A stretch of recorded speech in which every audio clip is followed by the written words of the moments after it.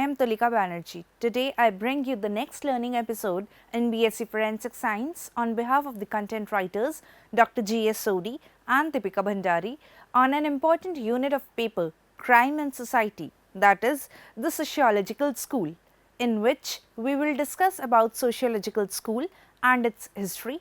We will also discuss about the types of Sociological School. We will wind up this module with a discussion on various theories related to sociological school and brief discussion on social ecology. Let us start our module with a look at what we are going to learn today.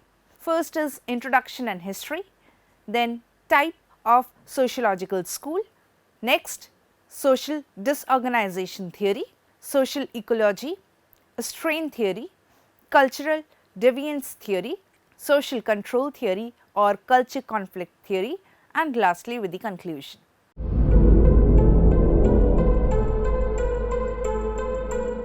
Due to the First World War, several countries in Europe, namely France, Britain, Germany, Soviet Russia, Poland, etc., were seriously damaged economically, socially and physically. The same was the effect on the USA too.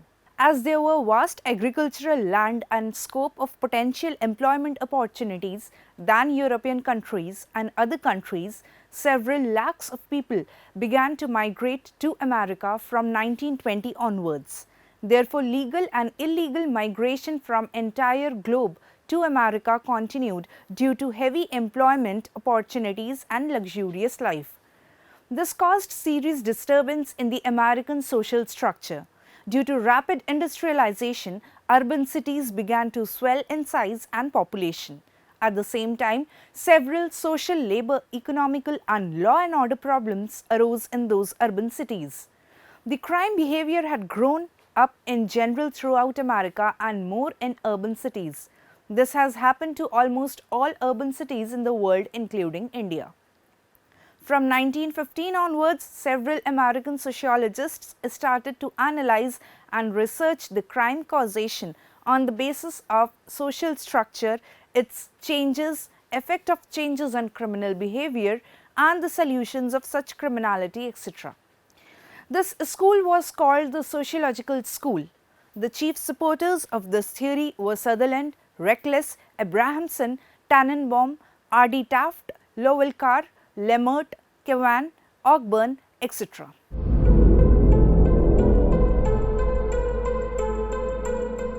Of the sociological school, there are several subgroups such as strain theory, cultural deviance theory, social disorganization theory, differential association theory, culture conflict theory, etc. All are connected on the same principle that society is the root basis of all criminal behavior. The psychological and biological theories explains that the criminal behavior is connected with the individual's physical or mental conditions. Sociological theories seek for the criminal behavior in the social environment.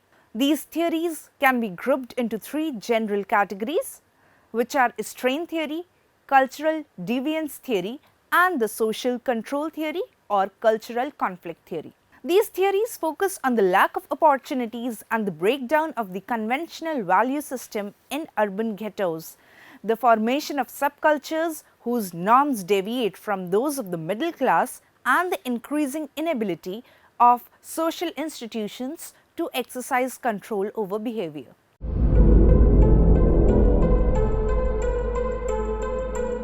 This theory says that the breakdown of effective social bonds, primary group associations and social controls on neighborhoods and communities is held to result in development of high crime rates. Thomas, Zianicki, Sutherland, Reckless, Taft, Ogburn, etc. are the supporters of this theory. Principle of social disorganization theory. Before the industrialization, the major population of every country was mainly distributed in villages. In those days, the crime rate was very less or very meager. In those days, people did not used to lock their houses. Peace prevailed in the society. However, due to rapid industrialization in every country, urbanization increased. This caused social disorganization. The main reason for enhanced criminal behavior is social disorganization. This can be explained as follows. Rapid changes in industrialization or urbanization or increased immigration. Some of the supporters of this theory, depending upon the characteristics of ecology, analyzed the social disorganization. Decline in the effectiveness of institutional and informal forces for social control in communities or neighborhoods, that is, social disorganization, which often occurs in gradient or concentric zones as a city grows or expands. Development of delinquency areas, as exemplified by high rates of delinquency and the existence of delinquent traditions and values in specific geographical areas or neighborhoods. Park and Burgess explained the social disorganization theory by taking Chicago as the example. Park and Burgess explained social disorganization in this figure and analyzed the relations of criminal behavior with social structure. In this diagram, you can see Zone 1 was at the center and called as loop. All commercial headquarters, courts, wholesale, retail shops, cinemas and recreational theatres etc. were heavily established in the loop, that is Zone 1 area. Zone 2 was the zone in transition. Zone 2 area was slum area consisting of cities' poor, unskilled and disadvantaged families. Zone 3 consisted the general employees, government employees etc. who enjoyed some of the comforts. Zone 4 consisted of the middle class families, that is professionals, small business owners and the managerial class etc. Zone 5 was the area consisting satellite villages, towns and suburbs. The agricultural lands, poultry farms, dairy farms, small industries etc. were spread in Zone 5 area. Thus, it is the structure of social disorganization of Chicago City from 1900 to 1933. On analyzing, they found that the crime rates were irregularly distributed throughout the city. In some areas of immigrants, non-whites, low-income families, slum areas, the percentage of high delinquency was higher than the whites areas, high income enjoying people's areas. Most delinquency occurred in the areas nearest the center, that is in Zone 1 or loop area. It decreased from Zone 1 to Zone 5. In Zone 1, most of the economic offences occurred besides other offences. In Zone 5, the crime rate was lesser, however, there were rare incidences of dacoity, murders, plundering, etc. Still, this type of social disorganization is appearing in almost all the cities, megacities of the world. We can find the same analyzing parameters in New York, Tokyo, Islamabad, Hyderabad, Bombay, Bangalore, Vishakhapatnam, Calcutta, New Delhi, Vijayawada, etc. The researchers found that communities characterized by unsupervised teenagers, low participation in organizations and few friendship networks had high rates of reported criminal victimizations. They also analyzed that there existed a relationship between social disorganization of neighborhoods and the crime. Next is criticism of this theory. There is a great influence of social disorganization theory on socialists. It helped them to formulate several reformative methods in inquiry, investigation and trial of the cases, and also in courts and prisons. It also helped to bring several new acts all over the world. However, there are certain defects in this theory pointed out by the subsequent criminologists, sociologists, penologists, etc. The main criticism is its dependence on official data, which may primarily reflect zealous police surveillance in disadvantaged neighborhoods, and for its focus only on how crime patterns are transmitted, not on how they start in the first place. This theory also failed to explain why juvenile delinquents of disturbed areas have been changed into good citizens and how some of the citizens remain as law-abiding citizens without doing any crime. even though they are surrounded by criminal neighborhood and socially disorganized society. Further criticism is that this theory could not explain about the middle class and upper middle class delinquencies.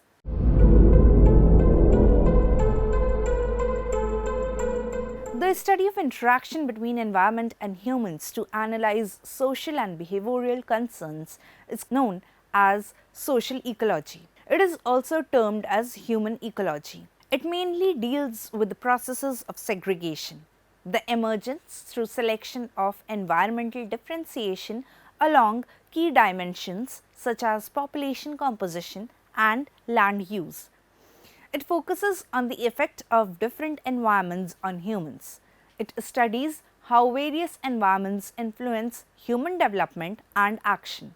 The study of one specific behavioral effect of these processes, the infringement of rules of conduct, is defined in law. It emphasizes on the role of the environment in the growth of people's differential tendency to involve in crime and their differential exposure to surroundings favorable to involvement in acts of crime.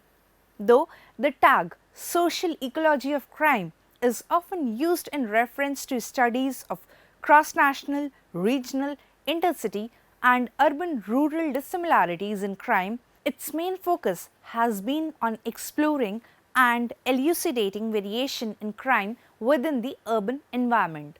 Therefore, it is not astonishing to discover that the most significant theoretical and empirical contributions of this view originate from the study of urban areas. An ecological view, also called as a pure environmental approach, is often compared with and sometimes considered as being in opposition to an individual, that is psychological, biological and genetic approach to the study of cause of crime.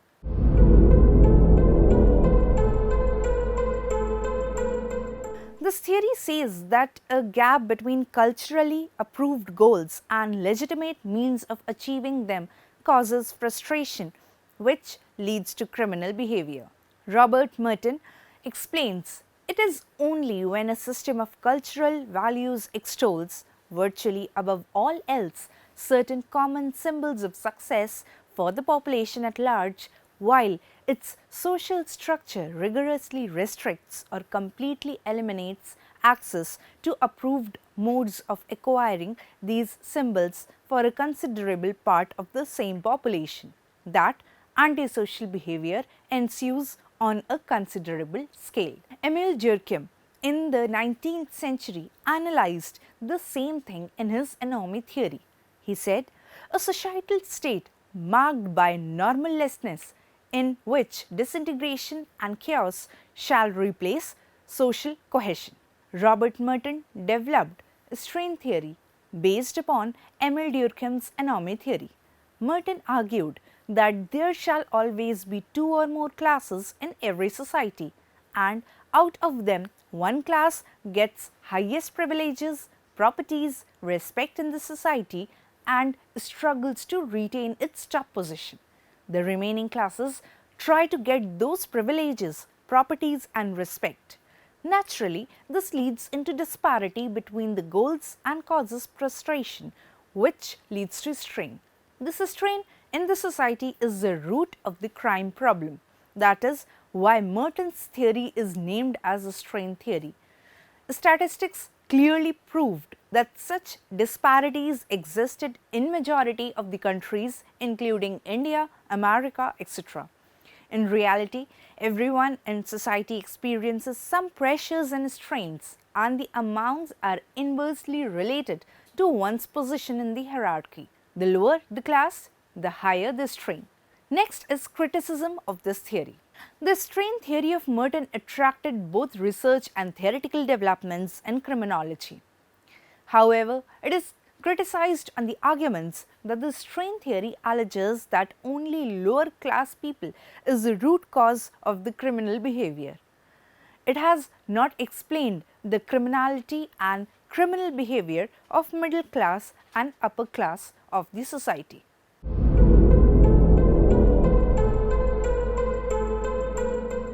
These theories explain that crime results from cultural values that permit or even demand behavior in violation of law. Scholars who analyze crime as resulting from cultural values that permit or even demand behavior in violation of the law are called cultural deviance theories. There are three major cultural deviance theories. First is social disorganization theory, the second one is differential association theory, and the third is the culture conflict theory. Let us take up the differential association theory. Differential association theory is based on the principle that an individual becomes delinquent because of an excess of definitions learned that are favorable to violation of law over definitions learned that are unfavorable to violation of law. The differential opportunity theory, a subsidiary theory of differential association theory, explains the concept of anomie and differential association by analyzing both legitimate and illegitimate opportunity structures available to individuals. It postulates that illegitimate opportunities like the legitimate opportunities are unequally distributed. Next, let us see an illustration. Several years ago, an English couple went to thick forest for hunting. In the forest, their small child was lost. After searching, the couple went back with despair and sadness. The child was grown up by the wolves. At the age of 20 years, he was found by certain villagers in the forest. The boy was unable to speak. He behaved just like a wolf in all respects, that is, in eating, walking, sitting, barking, hunting, sleeping, etc. It took a long time for shaping him into an ordinary man.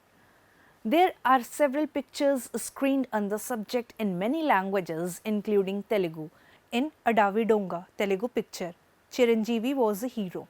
Tarzan, English and Hindi. The child was brought up by forest animals. The child could not speak Telugu or any language and was unable to communicate his feelings. The differential association theory is also based on the same principle. This theory says that when a child or person is associated with criminal neighborhood, he also becomes a delinquent. Edwin Sutherland was the main propounder of this theory. He introduced this theory in the year 1939 in his book called Principles of Criminology. He said that the crime is learned through social interaction. He opined that people come into constant contact with definitions favorable to violations of law and definitions unfavorable to violations of law. The ratio of these definitions, criminal to non-criminal, determines whether a person will engage in criminal behavior. He explained 9 propositions as follows. First, criminal behavior is learned. Next, criminal behavior is learned in interaction with other persons in a process of communication. Third, the principal part of the learning of criminal behavior occurs within intimate personal groups. Fourth, when criminal behavior is learned, the learning includes techniques of committing the crime, which are sometimes very complicated, sometimes very simple, and the specific direction of motives, drives, rationalizations and attitudes. The specific direction of motives and drives is learned from definitions of the legal codes as favorable and unfavorable. A person becomes delinquent because of an excess of definitions favorable to violation of law over definitions unfavorable to violation of law. The process of learning criminal behavior by association with criminal and anti-criminal patterns involves all of the mechanisms that are involved in any other learning. Differential associations may vary in frequency, duration, priority and intensity. While criminal behavior is an expression of general needs and values, it is not explained by those general needs and values, since non-criminal behavior is an expression of the same needs and values. Criticism. There are supporters and critics of this theory. The supporters praise this theory and argue that depending upon this theory, that defects in the society can be removed, thus bringing the criminal rate to the lowest rate. However, the critics argue that there are certain demerits in this theory. First, This theory does not tell how the first criminal became as a criminal. Second, this theory depends upon the association of criminals to spread the disease of crime to others. The officers of prisons, corrections, police and courts are frequently associated with the antisocial persons. They also should become criminals with the association of such antisocial persons, whereas there are no such adverse effects on the officials. Third, this theory stresses upon small offences such as theft, frauds, etc. It fails to explain properly the homicides, burglary, white-collar crimes, etc. Fourth, it does not concentrate on the desperate need for money.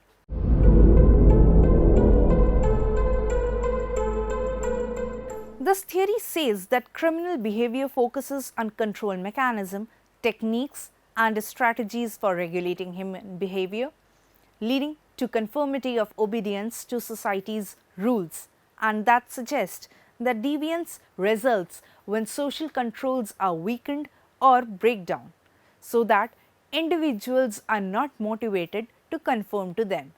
George Wold, Thorsten Selin, etc. propounded this theory. George Wold, from 1896 to 1967, a sociologist, was the first theorist who proposed culture conflict theory or social control theory. According to them, there are certain conduct norms in every society. The conduct norms are nothing but certain ethical, moral, economic and social rules.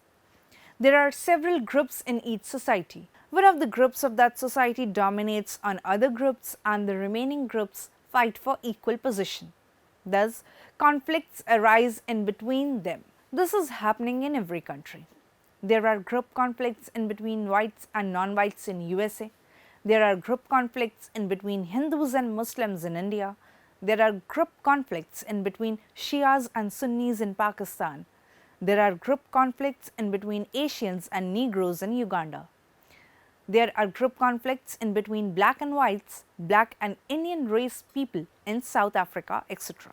Wold argued that individuals bond together in groups because they are social animals with needs that are best served through collective action. If the group serves its members, it survives. If not, new members or new groups form to take its place. Individuals constantly clash as they try to advance the interest of their particular group over those of all the others. The result is that society is in a constant state of conflict, one of the principal and essential social processes upon which the continuing ongoing of society depends. Wold argued that the entire process of law-making and crime control is a direct conflict between interest groups, all trying to get laws passed in their favor and to gain control of the state's police power. Selin points out that there are primary and secondary conflicts in the society. Primary conflict occurs when norms of two cultures clash. A clash may occur at the border between neighboring cultural areas, when the law of one culture group is extended over the territory of another, or when members of one group migrate to another culture. Secondary conflict arises when a single culture evolves into a variety of cultures, each having its own set of conduct norms. This type of conflict arises in complex societies. Dr. Reckless also propounded another social vulnerable theory, which explains about the conflicts between two groups, and one of the groups revolts against the dominant group. In doing so, criminal behavior prevails in the society. The remedy is to give an affection to the aggrieved group. Cultural conflict theory focuses on the specifics of how the conduct norms of some groups may clash with those of the dominant culture.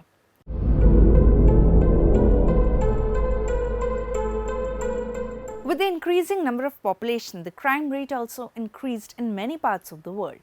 Hence, faced with this dilemma, certain American sociologists started to analyze and research the crime causation on the basis of social structure, its changes, effect of changes on criminal behavior, and the solutions for such criminality, etc. It was at this time that certain theories were propounded defining the factors that resulted in commission of crime. Now, this is time for your self-study. If you want to learn more for enhancing your knowledge, you may log on to our website www.cec.nic.in for assignments, MCQs, quizzes and LORs and other materials. Till then, keep studying and goodbye.